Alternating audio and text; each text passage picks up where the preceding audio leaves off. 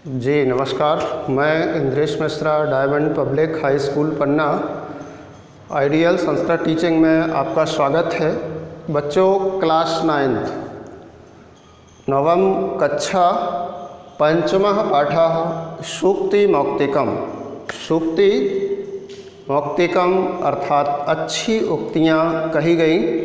अच्छी उक्तियों के माध्यम से अच्छी बातें कही जाती हैं और अच्छी बातों से हमें अच्छे परिणाम और अच्छी सीख मिलती है। अच्छी सीख हमें अपने जीवन में आचरण अनुसरण करना चाहिए।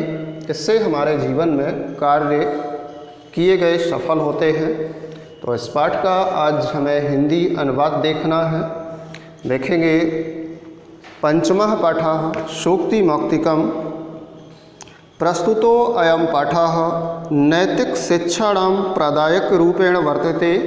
प्रस्तुत यह पाठ नैतिक शिक्षा के लिए प्रदान किया गया है।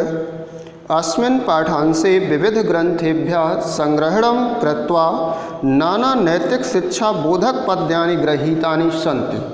अर्थात इस पाठ का अंश है जो अनेक प्रकार के ग्रंथों से संग्रह करके अनेक प्रकार के नैतिक शिक्षा बोध पद लिए गए हैं। इस पाठ के अंश में अनेक प्रकार के ग्रंथों से संग्रहित किए गए नैतिक शिक्षा बोधक पद लिए गए हैं। अत्र सदाचरणस्य महिमा प्रियवाण्याम आवश्यकता परोपकारिणां स्वभावः गुणार्जनस्य प्रेरणा मित्रतायाः स्वरूपं श्रेष्ठ संगतेः प्रशंसा तथा च सत्संगतेः प्रभावः इत्यादीनां विषयाणां निरूपणम् अस्ति। यहाँ अच्छे आचरण की महिमा, प्रिय वाक्यों की आवश्यकता, परोपकारी स्वभाव, गुण अर्जन की प्रेरणा, मित्रता का स्वरूप, श्रेष्ठ संगति की प्रशंसा, सत्संगति इत्यादि का प्रभाव, इन विषयों का निरूपण है। संस्कृत साहित्ये नीति ग्रंथानां समृद्धा परंपरा दृश्यते। संस्कृत साहित्य में नीति ग्रंथों की परंपरा समृद्ध और प्राचीन है। तत्र प्रतिपादित शिक्षाणां अनुगमनं कृत्वा जीवन साफल्यं कर्तुं शक्नुमः। और उनके प्रतिपादन को हम अपने जीवन में अनुसरण करके अपने जीवन को सफल और समृद्ध बना सकते हैं। इस प्रकार से परिचय था सूक्ति मौक्तिकम पाठ के सारांश का। अब आप अनेक श्लोक जो अनेक जगह से संग्रहित किए गए हैं, मनुस्मृति, विदुर नीति, चाणक्य नीति इत्यादि से, उनके हिंदी अनुवाद देखेंगे। ये आपके श्लोक क्रमांक 1 से 8वें श्लोक तक हैं। सर्वप्रथम पहला श्लोक देखेंगे। व्रतम यत्नेन संरक्षेद वित्तम एति चा याति चा अक्षीणो वित्ततः क्षीणो व्रतस्तस्तो हतो हतः। व्रतम अर्थात चरित्र और वित्त यानी धन। तो व्रतम यत्नेन संरक्षेद, चरित्र की यत्न पूर्वक रक्षा करनी चाहिए। वित्तम एति चा याति चा, धन आता है और जाता है। चरित्र की यत्न पूर्वक रक्षा करनी चाहिए। धन आता है और जाता है। धन आता जाता है, ऐसा नहीं कि चरित्र को छोड़कर धन की सुरक्षा में लोग लग जाएं। तो चरित्र की रक्षा करनी चाहिए क्योंकि यह मुश्किल से आता है और धन आता जाता रहता है। अक्षीणो वित्ततः क्षीणो व्रतस्तस्तु हतो हतः, क्योंकि धन से हीन धनहीन नहीं किंतु चरित्र से हीन मर जाता है। जो चरित्र से हीन हो गया वो जीवित होते हुए भी मरे हुए के समान होता है। और यदि धन से हीन है तो धनवान बन सकता है। अर्थात चरित्र की यत्न पूर्वक रक्षा करनी चाहिए, धन की नहीं।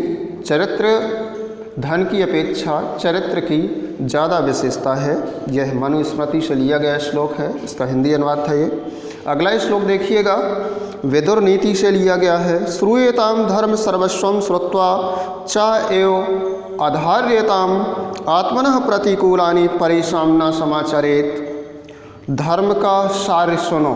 श्रूयताम धर्म सर्वस्वम, अर्थात धर्म का सार सुनो। श्रुत्वा च एव अधार्यताम, और सुनकर ही धारण करो। धर्म का सारांश सुनो और सुनकर ही अपने चरित्र में उसका धारण करो। आत्मनः प्रतिकूलानि परेषां न समाचरेत, और स्वयं के प्रतिकूल आचरण दूसरों के साथ मत करो।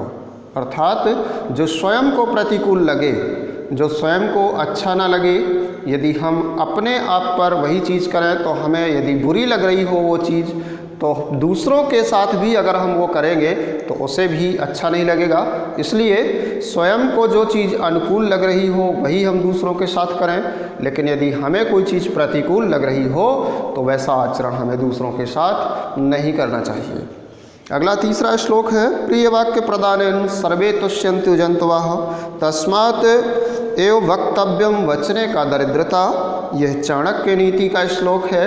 इसका अर्थ है प्रिय वाक्य बोलने से, प्रिय वाक्य बोलना अर्थात मीठा बोलना, प्रिय वाक्य बोलने से सभी प्राणी प्रसन्न होते हैं। कोई जीव जंतु हो, इंसान हो या कोई भी हो, यदि प्रिय बोलेंगे, हम अच्छा बोलेंगे तो वह प्रसन्न होगा।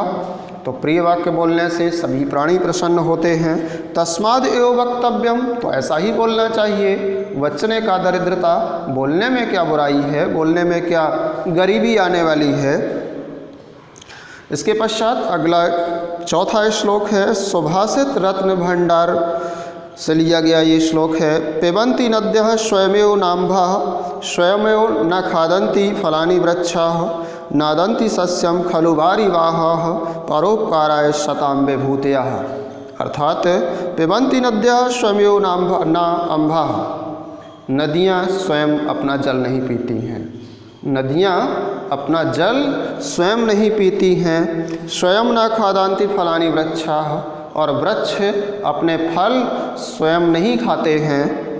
नादन्ति सस्यम खलु वारिवाहः, अर्थात बादल फसलों को कभी खाते नहीं हैं। बादल फसलों को हरा भरा करने के लिए पानी की वर्षा करते हैं, लेकिन फसलों को कभी खाते नहीं हैं। परोपकाराय शतां विभूतयः, और सज्जनों की जो संपत्ति होती है वो परोपकार के लिए होती है। जिस प्रकार से नदियाँ अपना जल स्वयं नहीं पीती, वृक्ष अपने फल स्वयं नहीं खाते, और बादल फसलों को नहीं खाते, ठीक उसी प्रकार से सज्जन व्यक्ति भी अपने धन का उपयोग न करके दूसरों के परोपकार के सदुपयोग में ही उसे खर्च करते हैं। इस प्रकार से यह श्लोक था। अगला पांचवा श्लोक है, मृच्छक कटिकम से लिया गया। गुणेश्व ही कर्तव्यः प्रयत्नः पुरुषैः सदा गुणयुक्तो दरिद्रो अपि न ऐश्वर्यः गुणैः समः। अर्थात गुणों के लिए मनुष्य को गुणों से ही हमेशा प्रयत्न करना चाहिए। मनुष्य को गुण अर्जित करने का प्रयत्न करना चाहिए, क्योंकि गुण युक्त दरिद्र भी एक गुणहीन धनवान के बराबर नहीं होता। कहने का आशय ये हुआ कि एक यदि दरिद्र यानी कि कम धनवान व्यक्ति है, अगर वो गुणवान है तो गुण से हीन धनवान व्यक्ति से भी उसकी तुलना नहीं हो सकती। वह गुण से हीन धनवान व्यक्ति उसकी बराबरी नहीं कर सकता। विशेषता किसकी होगी? जो गुण युक्त दरिद्र है। इसके पश्चात अगला श्लोक है, नीति शतकम से लिया गया श्लोक नंबर 6। आरंभे गुरुवी क्षैणी क्रमेण लघ्वी पुरा वृद्धिमती चा पश्चात दिनस्य पूर्वार्ध परार्ध भिन्ना छाएव मैत्री खल सज्जनानाम। आरंभे गुरुवी क्षैणी क्रमेण लघ्वी पुरा वृद्धि मायाति चा पश्चात, अर्थात दुष्टों की मित्रता पूर्वाह्न की छाया के समान, दुष्टों की मित्रता पूर्वाह्न की छाया के समान प्रारंभ में तो बड़ी लेकिन बाद में बहुत जल्दी घटने वाली होती है। लेकिन सज्जनों की मित्रता अपराह्न की छाया के समान पहले तो छोटी लेकिन बाद में बढ़ती ही जाती है। इसलिए मित्रता कहाँ करनी चाहिए? सज्जनों में, दुष्टों में नहीं, क्योंकि दुष्टों की मित्रता पूर्वाह्न अर्थात सुबह की छाया के समान प्रारंभ में बहुत बड़ी लेकिन बाद में बहुत जल्दी जल्दी घटने वाली होती है, जबकि इसके विपरीत जो सज्जन व्यक्ति होते हैं, अच्छे इंसान होते हैं, उनकी मित्रता अपराह्न अर्थात दोपहर की बाद की छाया के समान पहले तो छोटी लेकिन बाद में बहुत तेज बढ़ने वाली होती है। इसके पश्चात 7वां श्लोक है, भामिनी विलास लिया गया है ये, यत्रापि कुत्रापि गता भवेयुहंसाम महिम मंडल मंडनाय हानेस्तु तेषाम ही सरोवराणाम ये शाम मरालय सह प्रप्रयोगा। अर्थात पृथ्वी की सुंदरता को बढ़ाने के लिए हंस जहाँ कहीं भी जाएं, सरोवरों की तो हानि है ही। पृथ्वी को सुशोभित करने के लिए हंस जहाँ कहीं भी जाएं, उन सरोवरों की हानि है, निश्चित ही उन सरोवरों की हानि है, क्योंकि हंस जहाँ भी होंगे वह स्थान सुंदर लगेगा। तो जिस स्थान को सुशोभित करने हंस जाएंगे, जिन तालाबों से जाएंगे, सरोवरों से, निश्चित ही उन सरोवरों की